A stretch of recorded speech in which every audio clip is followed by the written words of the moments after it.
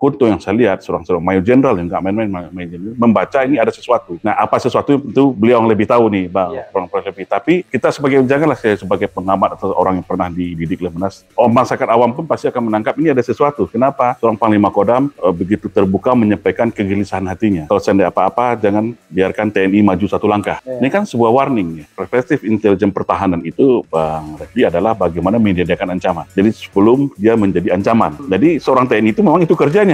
Nah, kenapa dia ini publish? Berarti ini yang nggak bisa dia tahan atau dia bendung lagi, atau bisa juga ini sebuah warning ke pihak-pihak tertentu yang mungkin ada upaya-upaya untuk melakukan ini. Ini muncul. Nah, ini memang kewenangan beliau untuk menyampaikan hal ini. Kan dia di ruang lingkup secara teritorial, tanggung jawab kewenangan penuh seorang Panglima Kodam itu adalah di wilayah yang dia pimpin itu sendiri, saya lihat. Nah, mungkin ada dari hasil intelijen atau informasi anak buahnya yang sedang terjadi di lapangan, sehingga dia melakukan komentar statement yang memberikan menurut saya sebuah early warning system kepada kita semua.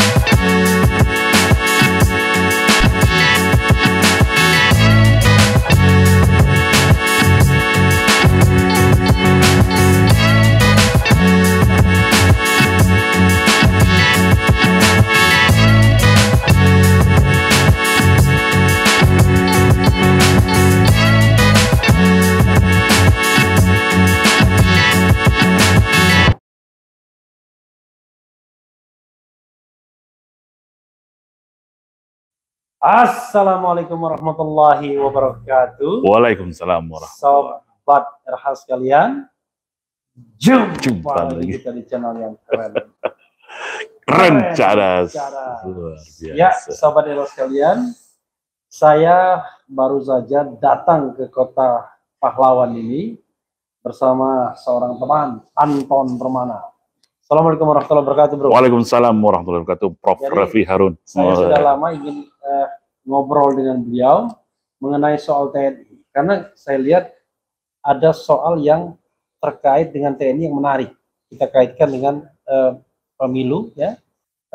Bro Anton, ya. Yeah. Saya lihat Anda kan sangat berminat soal TNI dan Polri.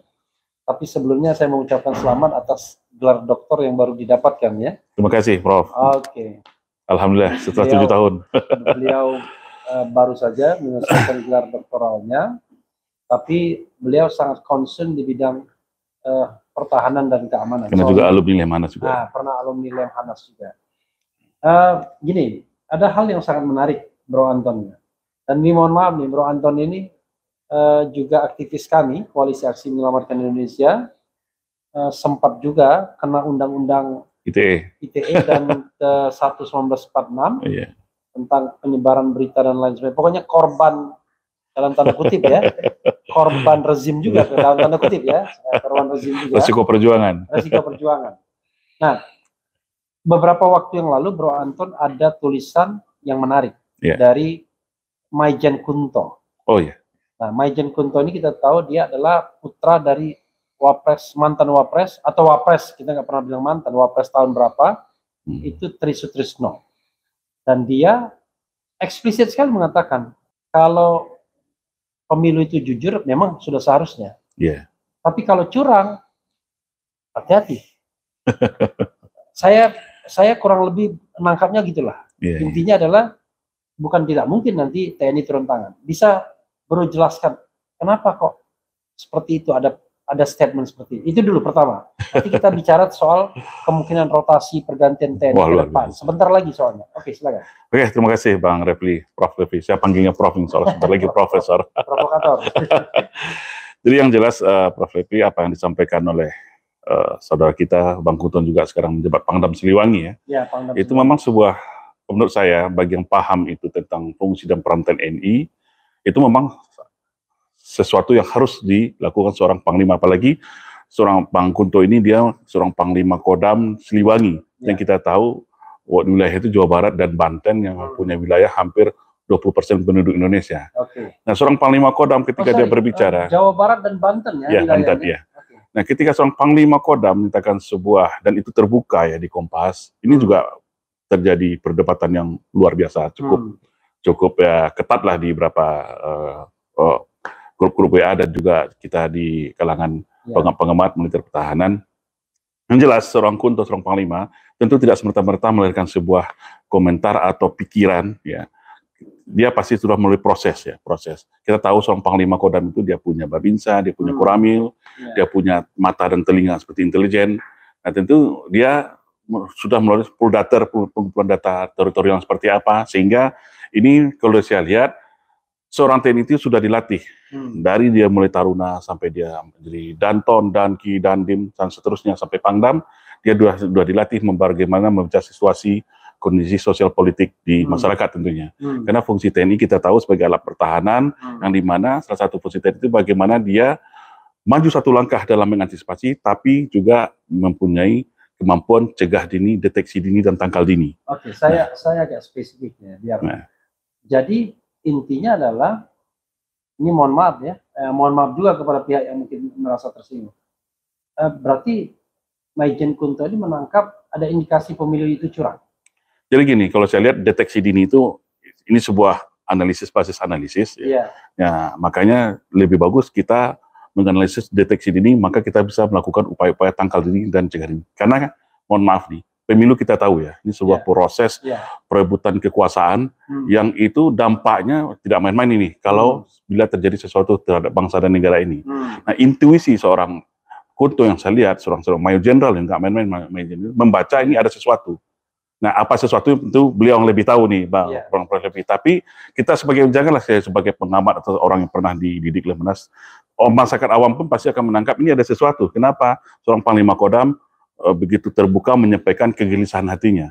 Kalau seandainya apa-apa, jangan biarkan TNI maju satu langkah. Ini kan sebuah warning ya, early warning. Nah, tapi dalam konsepsi kita menggunakan bahasa maju satu langkah. Maju satu langkah, jangan terpaksa kalau memang apa yang dia gelisahkan itu, misalnya etika politik pemilu, ada terjadi kecurangan dan seterusnya, itu terjadi. Nah, ini kan asumsi, wajar aja itu biasa dilakukan dalam perspektif intelijen.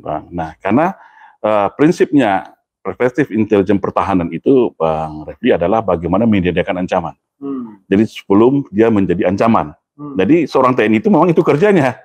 Nah, kenapa dia ini publish? Berarti ini yang nggak bisa dia tahan atau dia bendung lagi, atau bisa juga ini sebuah warning ke pihak-pihak tertentu yang mungkin ada upaya-upaya untuk melakukan ini. Nah, saya lihat itu sah-sah saja seorang panglima Kodam Kunto memberikan rilis yang seperti yang kita bahas tadi. Oke, yang menarik adalah Kunto ini memang dia putra Trisno ya, mantan wapres pada era tertentu. Tapi dari sisi kepangkatan kan bintang 2 dalam tanda kutip, cuma bintang 2. Di atasnya ada bintang 3, ada jenderal bahkan. Dan jenderal pun selain jenderal di Angkatan Darat tempat beliau, ada juga Panglima TNI yang kebetulan dari Angkatan Laut sekarang. Apakah tidak terlalu melangkahi semacam semacam struktur hierarki begitu ketika dia membuat statement seperti itu? Jadi gini, Bang Refli, ya kita nggak bisa berandai-andai dalam kondisi ini ya. Jadi saya lihat, kalau itu terkait masalah wilayah Kodam Siliwangi, itu memang kewenangan beliau untuk menyatakan itu. Ya, kalau itu terjadi, nah, saya menangkap ada sesuatu yang terjadi di wilayah dia, sehingga ini muncul gitu kan. Ini muncul. Nah, ini memang kewenangan beliau untuk menyampaikan hal ini. Kan dia di ruang lingkup secara teritorial, tanggung jawab kewenangan penuh seorang Panglima Kodam itu adalah di wilayah yang dia pimpin itu sendiri, saya lihat. Nah, mungkin ada dari hasil intelijen atau informasi anak buahnya yang sedang terjadi di lapangan, sehingga dia melakukan komentar statement yang memberikan menurut saya sebuah early warning system kepada kita semua. Oke, early warning ya. Oke, saya ingin lebih tajam lagi kan karena Anda pengamat dan kita bicara dari sisi akademik ya.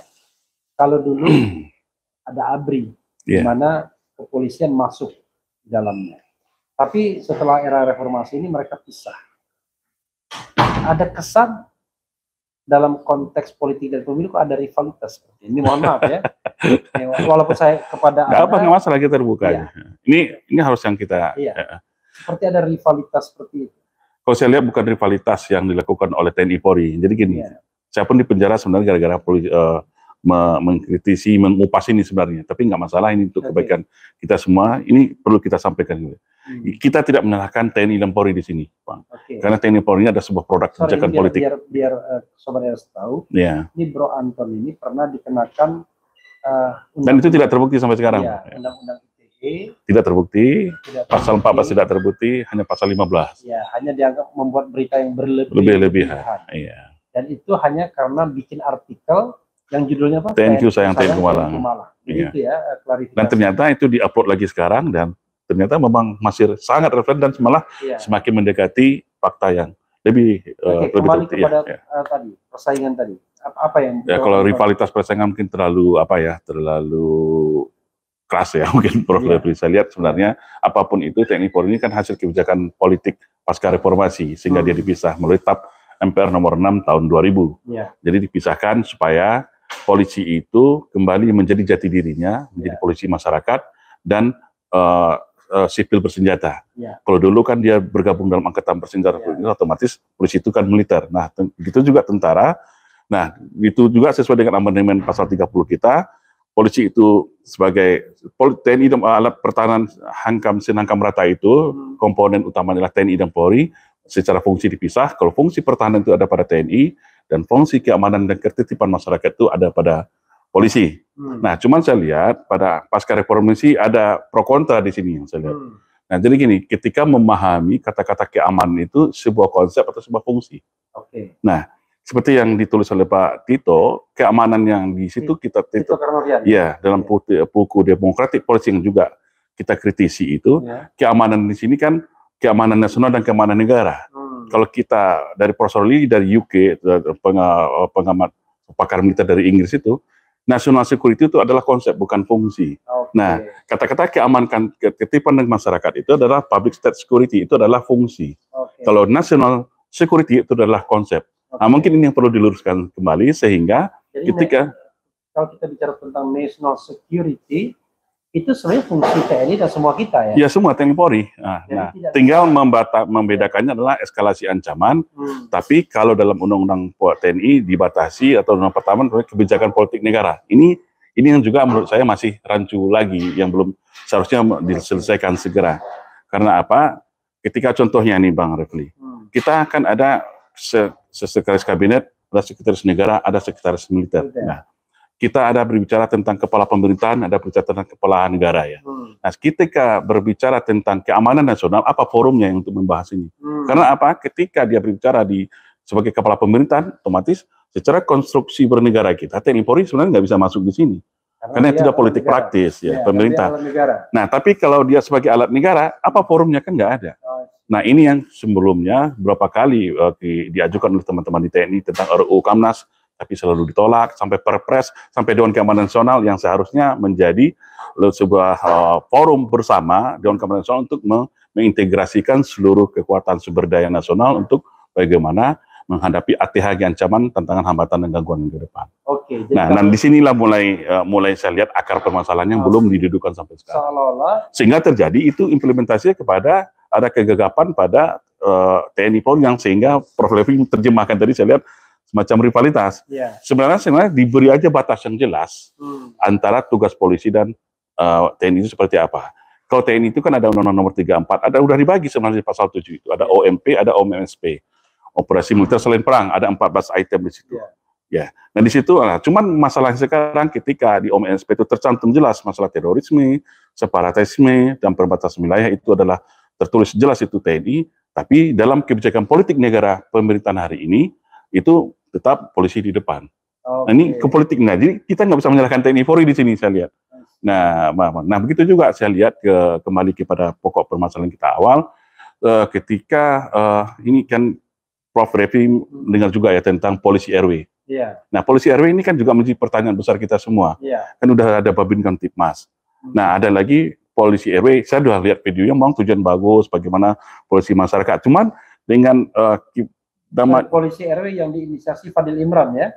Kabar hakamnya Fadil Imran, tapi itu tetap kebijakan tanggal 15 Mei kemarin ya di Jawa Barat. Nah, saya lihat ini tentu harus ada penjelasan yang lebih luas kepada masyarakat, dan saya lihat pun Prof. Mahfud MD sudah memberikan jawaban bahwasanya itu baru kebijakan internal, belum menjadi kebijakan nasional.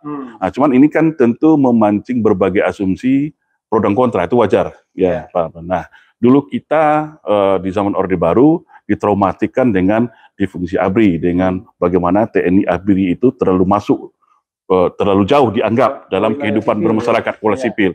Nah, sekarang dengan adanya polisi RW lagi, tentu wajar ada keraguan, kecemasan, kegelisahan itu muncul kembali. Bagaimana seolah-olah nanti polisi RW itu mengawasi seluruh kegiatan masyarakat privat, sedangkan kita, betul, sedangkan kita adalah negara demokrasi yang sebentar lagi akan melakukan perhelatan pemilu. Nah, saya lihat ini kan perlu nih, dalam konsepsi ketahanan nasional, kewaspadaan nasional, untuk kepentingan nasional, tentu ini perlu kita bahas secara terbuka dan transparan, tentu dengan kepala dingin nih, Prof. Kalau ada pro kontra itu wajar menurut saya. Tapi ketika orang bicara tentang momentum pemilu dan polisi RW, orang menganggap bahwa wah ini kayaknya ada kaitannya dengan pemilu. Karena gini, ini sekali lagi saya mohon maaf lagi ya kepada TNI dan Polri, banyak orang yang berkeyakinan bahwa TNI dan Polri serta alat negara yang lain ya, saya tidak sebutkan secara eksplisit, itu tidak netral dalam pemilu, terutama pilpres.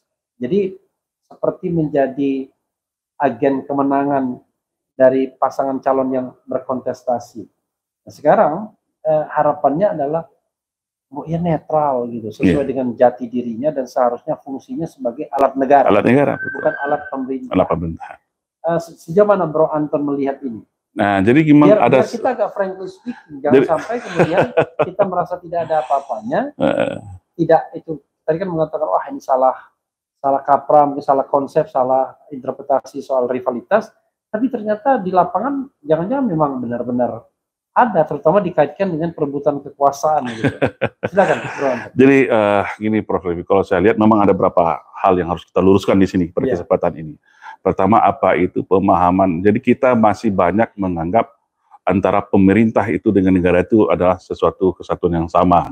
Nah, misalnya pemerintah adalah negara, betul, tapi tidak berdiri sendiri. Nah, pemerintah hanya bagian dari negara. Bagian dari negara, seperti teori negara itu ada juga masyarakat. Ada masyarakat, ada 4 kalau dari teori Hans Kelsen itu. Ya, ada pemerintah, ada wilayah, ada rakyat, dan hukum, kan gitu. Nah, tapi saya lihat sekarang seolah-olah pemerintah sekarang sering mengasosiasikan diri, yang merepresentasikannya adalah negara. Contoh ketika kita mengkritikkan, ini contohnya saya sendiri nih, Prof. Ketika saya mengkritiki pemerintah, karena ini adalah demokrasi, menurut kita, pemahaman kita, untuk kebaikan pemerintah, langsung dianggap kita adalah musuh negara. Nah, gitu. Ini kita sendiri nih. Nah, dalam penjara pun jadi dibilang adalah tahanan politik, bukan tahanan kriminal, seperti itu. Nah, ini pemahaman ini harus diluruskan kembali, sehingga sampai sekarang, kemarin yang jadi ribut bersama juga adalah ketika ada seorang jenderal tadi mengatakan tegak lurus loyal kepada pemerintah, itu kan udah keluar dari sabta marganya. Karena TNI itu adalah seperti yang juga disampaikan oleh mantan Panglima kita Pak Gatot Nurmantio, adalah politik negara. Dia setia kepada pertama Tuhan Yang Maha Esa, dan kedua Pancasila dan Undang-Undang Dasar, artinya kepada konstitusional. Nah, konstitusi itu jelas dua aja, kedaulatan rakyat dan hukum. Berarti loyalitas TNI itu adalah kepada konstitusi dan hukum dan rakyat gitu. Nah, bukan pada pemerintah dan pemerintah atau dalam tanda petik penguasa yang secara bergilir 5 tahun atau 10 tahun itu selalu berganti, berbahaya. Penguasa bisa berganti itu tapi berbahaya. Remains gitu ya. Ini yang batasan ini yang harus dipahami oleh, tentu diulang kembali lah kalau mungkin lupa ya, atau kepada bapak-bapak TNI Polri kita khususnya, bagaimana politik TNI Polri itu adalah politik negara. Jangan sampai masuk terlalu dalam kepada. Tegak lurus ini jangan-jangan memang konsep bernegara kita aneh juga, karena ketum partai politik tegak lurus juga. Nah ini bahasa-bahasa ini kan, kalau kita ini menurut saya itu perlu diwaspadai, karena negara kita negara demokrasi, negara Pancasila. Ya kalau tegak lurus seperti kalau komunis itu kan daerah-daerah yang absolut totaliter. So, negara komunis ini bahaya kalau ini terus dikembangkan, dibiasakan. Ada juga yang mengatakan pokoknya etnis ini akan pilihan presiden. Wah, itu tambah nggak karu-karuan. Nah, ini kan ini yang harus kita luruskan kembali menurut saya nih. Oke. Ya. Bro Anton, kita bicara yang ngeri-ngeri sedap lagi. Ya kan? Ada satu hal yang saya ingin tanyakan soal pergantian, ya, pergantian pimpinan. Saya mencatat bahwa pada bulan November nanti itu Panglima TNI akan pensiun. Kemudian TNI AD, Kasat juga pensiun. Sama bulan November. Itu kira-kira akan pensiun atau diperpanjang? Pertanyaan Prof. ini ngeri ini. Iya. Jelas pergantian Panglima itu sebenarnya normatif aja nih, Bang. Normatif secara administratif, ketika masa pensiunnya habis ya diganti. Dan itu berarti akan diganti pada saat pensiun ya? Saat pensiun. Nah, kalaupun ada Kasat juga begitu. Iya. Kalaupun ada perpanjang kepada Panglima TNI, itu juga diatur dalam peraturan Panglima dan peraturan Presiden. Itu pernah juga terjadi di zaman Pak Andi Hartono kalau nggak salah saya ya. Sutarto itu pernah terjadi juga. Dan diberhentikan kayak Kasat sebelum masa habisnya juga, itu juga bisa terjadi. Gatot Nurmantio contohnya. Kapolri juga. Kapolri dan seperti contoh lebih bilang pada tahun 2000 Pak Tiasno Sudarto 4 tahun loh dia menyandang bintang 4 tanpa jabatan. Itu kepala stafnya. Jadi itu hal itu biasa karena memang hak prerogatif itu salah satunya ada di tangan presiden kita. Nah, terkait pergantian Panglima itu menurut saya ya tergantung eskalasi. Ya, sekarang pemerintah sekarang bagaimana membaca perspektif eskalasi politik ke depannya seperti apa. Nah, biasanya kalau menurut rotasi yang juga diatur dalam peraturan Panglima itu, secara rotasi memang setelah sekarang angkatan laut itu juga ada angkatan udara. Tapi kan itu juga tidak baku karena pada contoh-contoh sebelumnya ketika Pak Muldoko ke Pak Gatot seharusnya angkatan laut, ternyata Pak Gatot. Nah itu biasa, itu tergantung kembali kepada Andika Perkasa lagi harusnya jatah angkatan laut. Itu biasalah tuh tergantung prerogatif presiden membaca dan tentu melalui DPR RI. Nah, kalau menurut saya ingin tanya kan, sekuennya adalah angkatan udara jatahnya kalau kita. Tapi Fajar Prasetyo itu Kasau yang paling berhak kan KSAU ya kan dia Panglima harus kepala staf. Nah, KSAU itu pensiunnya bulan Februari. Jadi kalau diangkat dia jadi Panglima TNI cuma Desember, Januari, Februari dan Februari lagi panas-panasnya pemilu tiba-tiba dia pensiun. Jadi gimana menurut skenario Bro Anton sebagai seorang pengamat? Nah, kalau kita mengamati pergantian Panglima itu ada 3 aspek ini yang harus diperhatikan. Pertama secara administratifnya tentunya, administratifnya, yang kedua secara doktrin, yang ketiga secara kultur. Nah, secara administratif ya walaupun itu 1 hari 2 hari ya bisa saja secara administratif. Tapi secara kultural doktrinnya bagaimana? Secara kultur yang Panglima paling cepat ya kemarin saja Pak Andika 11 bulan, 12 bulan ya. Secara doktrin, nah Panglima yang jadi itu yang harus memenuhi kaidah-kaidah dan prinsip-prinsip yang ditanamkan dalam jati diri TNI itu sendiri. Nah kalau saya lihat pada perspektif ke depan ya sampai Februari ya mungkin jadi ya sampai Februari dihabiskan bisa atau sebelumnya tergantung eskalasi ancaman lah, eskalasi politik bagaimana seorang presiden dan ya tentu pemerintah hari ini membaca eskalasi politik kita hari ini. Nah, tapi biasanya ketika kita menjelang pemilu, kecenderungan tentara ini kan kalau penguasaan teritorial, mohon maaf tentu angkatan darat yang lebih terdepan karena Prof. Levi harus dipahami doktrin angkatan darat itu sedikit berbeda dengan angkatan laut dan angkatan udara. Kalau angkatan darat itu adalah personal yang dipersenjatai. Gitu. Kalau angkatan laut dengan angkatan udara itu adalah alutsista yang diawaki gitu. Jadi masalah kemampuan segala macamnya memang ada sedikit perbedaan, walaupun dalam sistem kepemimpinan pengorganisasian tetap mereka sama. Gitu. Nah, pertanyaannya adalah kemarin waktu 2019 kan yang menjadi Panglima TNI yang crossing ke pemilu kan ini Hadi Cahyanto dari Angkatan Udara. Ya, yang ketiga? Ketika 2019. Ya makanya bilang itu bagaimana seorang presiden dan pemerintah membaca. Nah, mungkin ketiga itu Pak Gatot. Nah, justru kita balik. Kenapa Pak Gatot seharusnya angkatan darat dipercepat? Berarti ada sesuatu juga. Nah, artinya ini sangat dinamis dan sangat fleksibel juga menurut saya. Nah, makanya masing-masing tentu punya kalkulasi sendiri nih. dia punya data intelijen sendiri, makanya melihat ke depan, pemilu ke depan itu bagaimana. Nah, kadang-kadang TNI, ya, TNI dalam, mohon maaf, dalam eskalasi politik, kita tahu politik TNI itu adalah politik negara. Nah, politik negara ini kadang-kadang berbenturan dengan politik praktis, bisa juga, bisa ini terjadi. Nah, ini terjemahkanlah sendiri apa yang saya jelaskan di sini. Kalau misalnya penguasa pengen memenangkan seseorang, ya biar gampang. Kalau politik TNI-nya, kalau TNI-nya tegak lurus kepada konstitusi, tentu dia tidak akan ikut dengan politik pemerintah praktis. Nah, ini kan juga sebuah. Makanya soalnya yang paling bagus bagi pemerintah itu ya netral, jadi nggak akan harus netral sebenarnya. Tidak akan berbenturan dengan TNI. Ya. Nah, politik negara TNI itu apabila itu bertentangan konstitusi, ya seharusnya seperti yang paling dicontohkan oleh Jenderal Sudirman pada pendahuluan TNI, ya dia harus melakukan, dia harus berani membantah dan melawan ketika pemerintah itu melawan konstitusi. Contohnya seperti Jenderal Sudirman ketika Soekarno memerintahkan menyerah kepada Belanda pada agresi Belanda kedua, tapi Pak Sudirman menolak. Dia lebih memilih gerilya bersama pasukannya karena apa? Itu lebih esensial. Kalau Panglima Presiden sudah dikuasai, negara sudah di ibu kota sudah diduduki, apalagi Panglima Perangnya juga sudah menyerah, secara hukum internasional berarti negara Indonesia sudah nggak ada.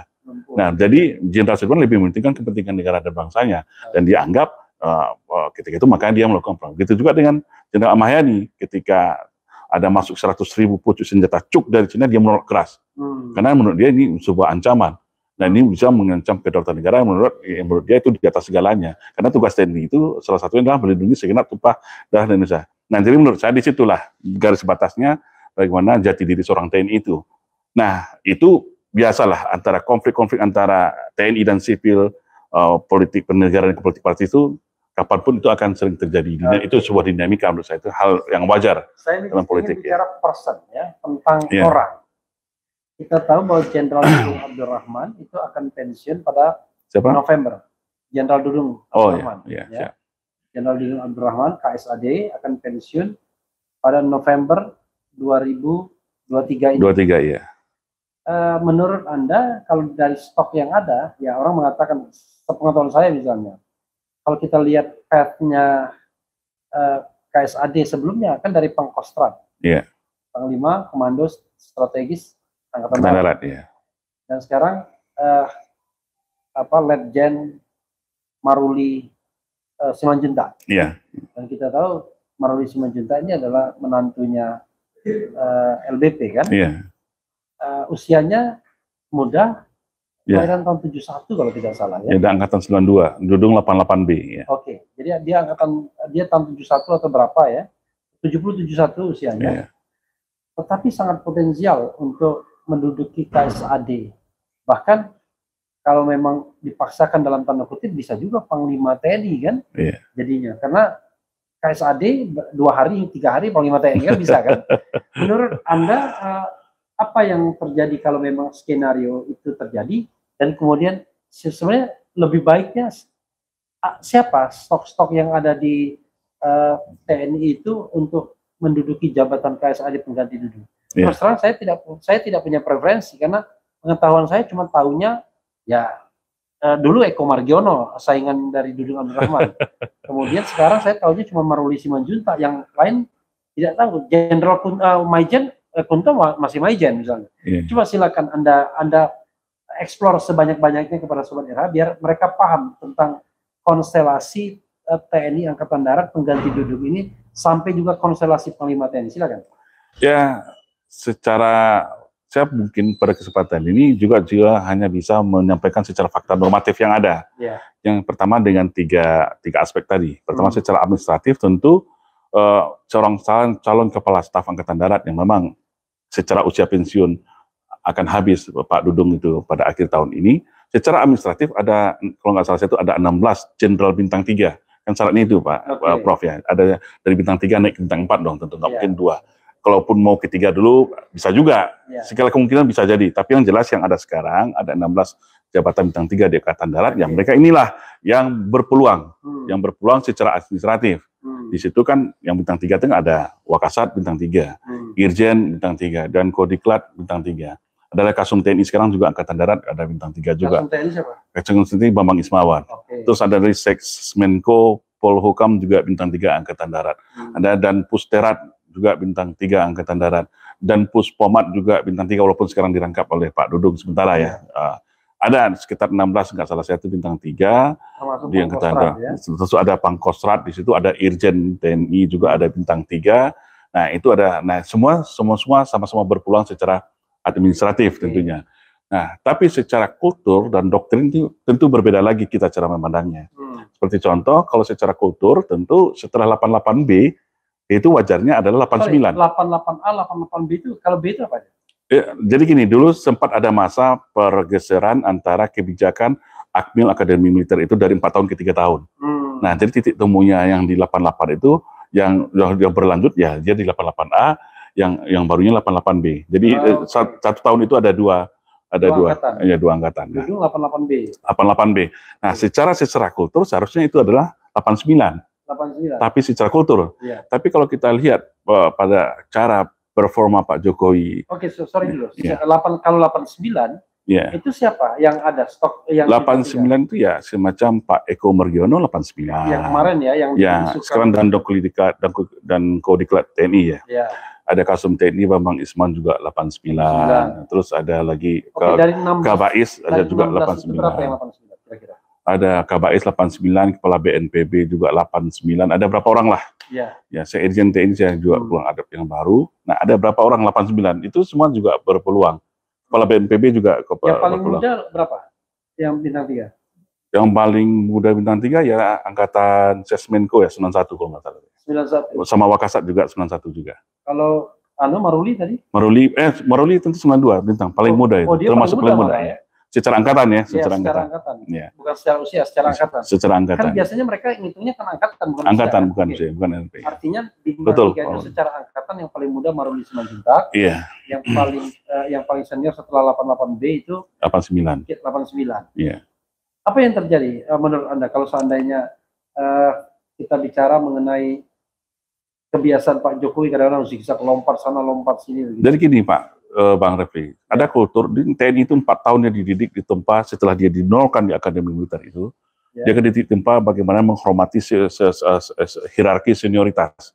Itu udah tertempa itu. Bagaimana satu klik aja dia hormat minta, sudah hormat walaupun nanti dalam perjalanan secara kepangkatan tetap kepangkatan yang lebih utama. Tapi secara senioritas di Akmil itu sudah menjadi doktrin dan korsa mereka yang menurut saya sulit dipisahkan. Nah, senior itu selalu dihormati. Nah, sekarang bagaimana seorang yang junior dia mendapat jabatan tertinggi memerintahkan abang-abang seniornya. Ini pasti ada gap psikologis yang luas. Nah, ini tentu kalau ini terjadi tentu akan mengganggu kepada sistem kinerja. Nah, kita lihat sendiri ya, kita sudah rahasia umum lah bagaimana ketika itu melanda Polri kita hari ini. Kita ada lompatan ke Pak Tito dengan Pak Sigit, ada terjadi gap-gap antara dia dengan senioritasnya. Nah, ini saya berapa pati-pati itu sendiri yang bercerita ke saya bagaimana gap itu terjadi. Seharusnya dari 87 Tito langsung ke 91 atau sebelumnya dari siapa sebelum Pak Tito langsung Pak Tito ada 5 angkatan yang dia lewati. Nah, itu tidak sesuatu hal yang sulit itu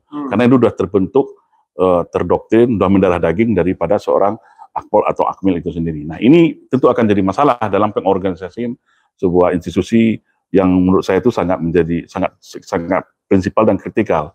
Oke, kalau kita bicara das solemnya kan harusnya ya 89 dong kalau das secara kultur ya seharusnya.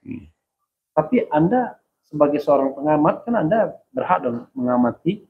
Kira-kira menurut Anda preferensi Pak Jokowi untuk menggantikan Jenderal itu siapa? Ini masih dinamika masih sangat tinggi. Saya rasa pasti Pak Jokowi akan tentu dia juga menghormati Wanjakti, tentu dia menerima masukan-masukan dari banyak pihak ya. Karena ini adalah tahun-tahun politik, tahun-tahun yang tidak bisa main-main nih salah mengambil kebijakan. Atau gini misalnya, banyak orang mengatakan, wah ini mumpung lagi berkuasa, kliknya LDP misalnya. Walaupun 92 paling muda dan terbukti kan, ketika paling muda dia jadi Pangkostrat bintang 3 kan terlihat tuh bahwa ada akselerasi karir kan? Iya, Kaskostratnya 90 ya. Sorry, Kunto, Majen Kunto tahun 92 sama satu angkatan dengan Maruli. Satu angkatan dengan Kunto ya. Oke. Satu angkatan. Ada lagi Richard Tambubolon, lupa saya. Ratingnya dari Bang Richard Tambubolon itu. Richard Tambubolon? Itu 92 juga. 92 juga. Ada lagi Bang Inyoman ya, yang kemarin Pangkogap Pilihan 3. Artinya dia bukan satu-satu yang paling banyak lah, ada 16 ya. Biar kita korek juga. Yang jelas bintang 3 itu 89, 90, 91, dan 92. Iya. menurut tradisi harusnya 89. Iya, kultur Tetapi ya. kultur ya. Tapi soalnya adalah ya sekarang ini kan kadang-kadang ini mohon maaf. Faktor sekolah juga pengaruh ini sebenarnya, Pak. Oke. Nah, ya bagaimana di TNI itu kan setelah mereka lulus dari akmil itu menjadi danton danki dan juga dibekali oleh sekolah-sekolah ya, seperti ada Seskuad, ada Sesko TNI sampai ke Lemhanas.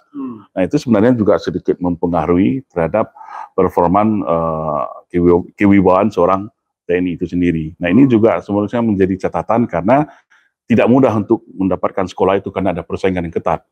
Di ketika dia Seskuad, dia akan bersaing dengan sekian, maka dia bisa sekolah Seskuad.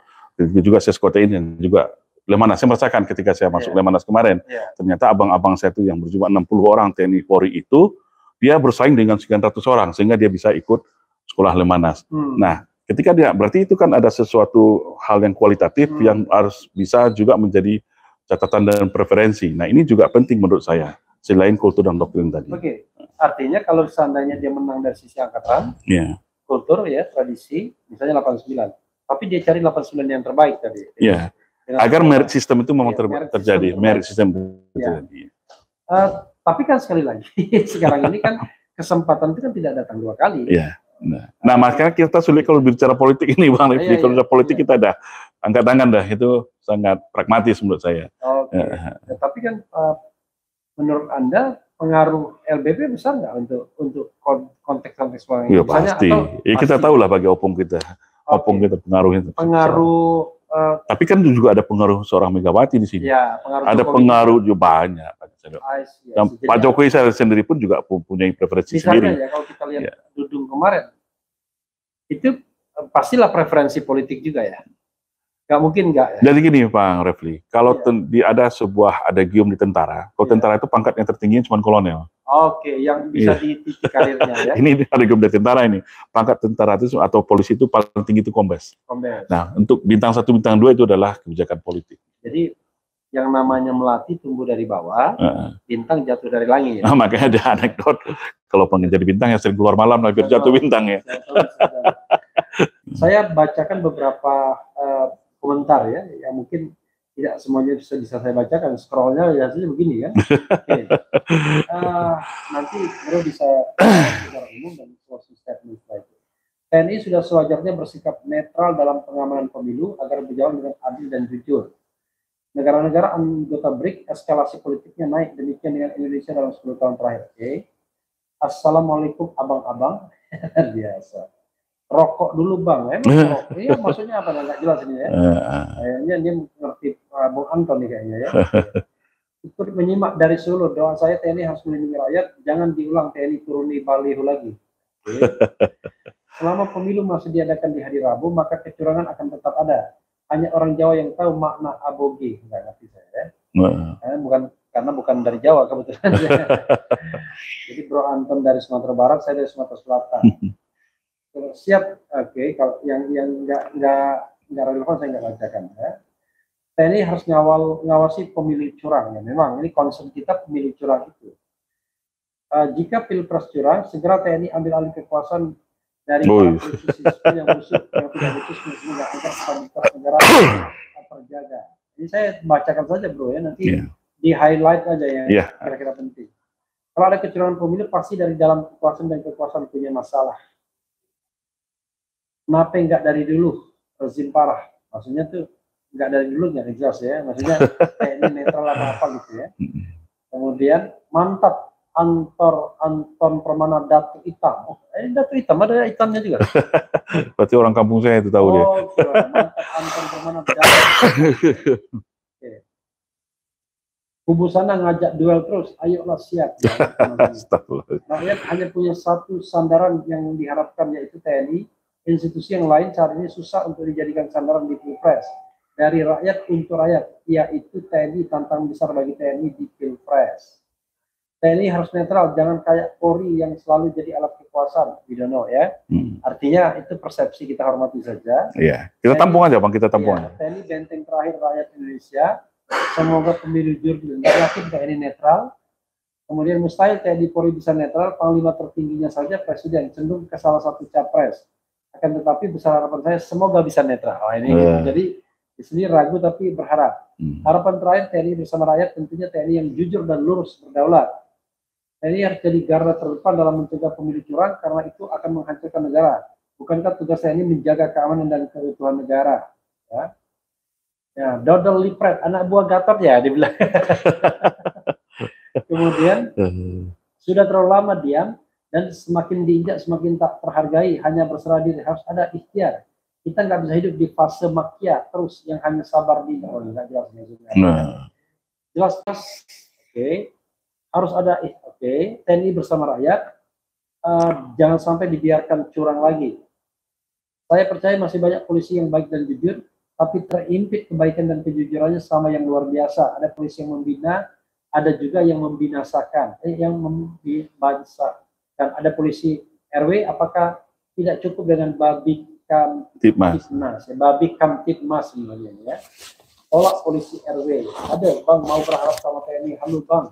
Semua lini dari TNI Polri, MK, Kejaksaan, semua unsur sudah dalam kendali rezim ya.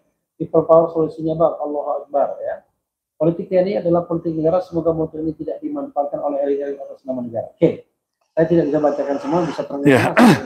Tapi intinya adalah mereka berpikir bahwa TNI harusnya netral, tapi sebagian mereka nggak percaya TNI bisa netral karena sudah di capture, sudah disandra semua oleh rezim ini. Silakan. Jadi yang penting Bang Refli dan semua penonton yang di rumah dimanapun berada, saya lihat harapan masyarakat terhadap TNI itu masih besar. Tingkat kepercayaan masyarakat terhadap TNI kalau kita highlight tadi ya, itu 90% positif. TNI ini kan sebuah aset dan potensi juga. Dan perlu yang kita sampaikan di sini, TNI kita ini, kita beruntung dengan TNI kita nih, Bang Refli. TNI kita ini sedikit berbeda dengan tentara-tentara di dunia. Di dunia ini, Bang Refli. Karena TNI Tentara Indonesia itu lahir memang dari rakyat, dari rahim rakyat. Apa maksudnya? Negara Indonesia itu kan lahir dari dia perjuangan senjata, beda dengan negara-negara tetangga kita yang itu dimerdekakan melalui persemakmuran. Bahkan ada buffer state, jadi ya. Iya, jadi ada negara penyangga. Iya, dia membentuk pemerintahan, baru dia bantu tentaranya. Kalau kita kan tidak, rakyat yang bersama berjuang membentuk negara, pemerintahan, yang kemudian ketika yang tergabung KNIL di PETA dan semua bersama-sama membentuk tentara. Dan ini makanya doktrin tentara kita itu sangat berbeda dengan tentara di yang lain. Tentara menunggal rakyat, dari rakyat dan untuk rakyat. Ini adalah modal utama besar bagi bangsa Indonesia. Itu pertama dulu harus dipahami di masyarakat. Yang kedua, secara konstitusional pun kita tahu politik TNI itu adalah politik negara. Politik negara itu dia, mari kita ulangi, dia setia kepada konstitusional, dia konstitusi itu di atas segalanya, dan kalaupun pemerintah seperti yang disampaikan oleh Panglima TNI sebelumnya Pak Gatot menyatakan, walaupun pemerintah melanggar konstitusi, para TNI pun bisa mengambil tindakan tegas seperti yang sudah dicontohkan oleh Jenderal Pak Dirman dan Pak Yani. Artinya secara sejarah TNI kita pun sudah memiliki rekam sejarah yang menurut saya tak perlu lagi masyarakat ragu. Cuman tentu pasca reformasi, setelah TNI direformasi tentu ada pergeseran budaya, kultur dan kewenangan, Bang Refli, tidak seperti di Orde Baru lagi. Ya, di fungsi yang dihapus, kewenangan berapa kewenangan dipertelin, malah TNI lebih cenderung pasif dan lebih cenderung berada di barak-barak militer walaupun masih komando teritorialnya masih ada. Nah, terkait dari pemilu, ini juga pesan untuk bapak-bapak kita TNI Polri pada khususnya, pemilu ini sangat prinsipal, sangat rawan terhadap keberlangsungan bangsa kita. Kalau sempat pemilu ini terjadi hal-hal yang berupa itu pakai curangan, ya gini masyarakat sudah transparan, sudah tahu semua ya Bang Refli. Yang paling bertanggung jawab itu adalah TNI Polri menurut saya. Jadi jangan bermain-main di sini. Netralitas TNI Polri sangat dibutuhkan, dan netralnya bukan berarti diam dan pasif tentunya. Nah, saya ingat ketika Pilkada DKI, ketika TNI pun ikut bersama-sama mengawal di TPS, seperti itu ya, walaupun tidak masuk TPS tidak perlu, tapi bagaimana mengawal proses pemilu itu memang berlaku jurdil, itu sudah tanggung jawab Polri. Nah, saya takutkan dalam perspektif ancaman nih, Prof. Refli, kita memposisikan TNI kita itu hanya TNI yang berhadapan dengan tentara luar, yang berseragam perang fisik. Sedangkan ancaman perang itu ada 3, ada perang simetris, ada perang asimetris, dan perang hibrida. Simetris itu perang fisik, perang asimetris perang non fisik yang tidak tampak, dan hibrida. Nah, perang asimetris ini yang menurut saya sangat berbahaya. Nah, sekarang TNI kita itu dikooptasi untuk tidak bisa masuk ke wilayah politik praktis. Sekarang ada pertanyaan. Dalam ilmu geopolitik dan geostrategi, ketika ada geopolitik asing ingin memasukkan, menginfiltrasi sebuah kebijakan politik negara, itu sah-sah saja dalam dia itu mengeruk keuntungan yang besar-besarnya untuk negaranya. Dalam ilmu geopolitik geostrategi ini lazim terjadi. Nah sekarang bagaimana? Siapa yang bertanggung jawab di sini apabila serangan itu juga terjadi? Siapa yang menjamin itu tidak terjadi juga di negara kita? Nah artinya di sini saya lihat saya sepakat dengan ada revisi Undang-Undang TNI di sini, perlu dengan menghadapi tantangan ke depan. Kan Undang-Undang TNI ini sudah berapa tahun yang lalu nih Bang? Hampir 20 tahun. Menurut saya dengan salah satu institusi yang paling berhasil dalam era reformasi kita itu adalah TNI. Nah perlu kita merefresh kembali fungsi dan kewenangan TNI kita supaya bisa ya tangguh, kokoh, nggak ambigu lagi dalam menghadapi tantangan dan ancaman ke depan. Apalagi kita akan memasuki tahun politik. Supaya TNI kita itu memang kembali menjadi macan, menjadi Garuda yang memang menjaga dan melindungi segenap tumpah darah bangsa Indonesia. Artinya dia politiknya politik negara. Politik negara tetap. Bukan politik praktis tidak. Apalagi mau cari pangkat. Nah, sejarah pun kan tidak ada. Politik TNI yang terlalu masuk ke dalam politik praktis. Kan sebenarnya tidak. Nah, apalagi sampai ngurus partai politik. Insya Allah moralitas dan sabta margais dan 8 wajib TNI masih melekat pada jiwa para bapak-bapak kita TNI. Saya yakin itu insya Allah TNI kita masih tentara-tentara terbaik dan profesional dan tentara rakyat dan tentara pejuang. Insya Allah. Closing statement, Bu Anton. Ya, pada kesempatan ini tentu kita menghimbau ya masyarakat, percayalah saya masih besar harapan saya kepada TNI kita, dan saya yakin juga di Bapak TNI Polri kita masih banyak yang orang-orang baik. Tinggal sekarang bagaimana mereka ya mengedepankan politik negara ini. Kondisi kita sudah sedang tidak baik-baik saja, Bang Refli. Dan ingat, TNI Polri itu adalah tulang punggung negara. Bagaimana keberlangsungan negara ini ke depan itu tergantung kepada TNI Polri, ya memerankan peran dan fungsinya. Terlepaslah apa mau terbuka, apa tertutup. Dan saya apresiasi kepada saudara saya, abang saya, Bang Ijen Kunto Ariwibowo, kebetulan satu angkatan di Lemhanas juga. Beliau Pangdam Siliwangi sudah memberikan sinyal yang ini perlu kita cermati bersama. Berarti ada sesuatu situasi yang mengundang kegelisahan dia sehingga dia mengeluarkan sebuah sinyalemen kepada kita semua. Dan saya yakin itu adalah bentuk kecintaan beliau terhadap bangsa dan ini, bentuk dia mungkin sudah mendeteksi dini apa-apa yang akan terjadi ke depan. Dan ini mari kita dukung ke depan bagaimana TNI kembali menjadi jati dirinya, menjalankan politik negara, mengawal keutuhan bangsa ini, mengawal keberlangsungan bangsa ini, dengan salah satunya menjaga pemilu ke depan jurdil dan netral. Ya, terima kasih. Assalamualaikum warahmatullahi wabarakatuh. Saudara sekalian, itu tadi ya dengan Anton Permana, dan kita harapkan bahwa memang pemilu 2024 bukan pemilu yang buruk, bukan pemilu yang curang, tapi pemilu yang terkawal dengan baik, salah satunya oleh TNI dan tentu saja Polri. Kita berharap dua institusi ini plus BIN tentunya ya, itu menjadi institusi yang netral dalam pemilu, tidak peduli siapa yang menang, yang paling penting adalah menangnya secara jujur dan adil. Wassalamualaikum warahmatullahi wabarakatuh. Keren.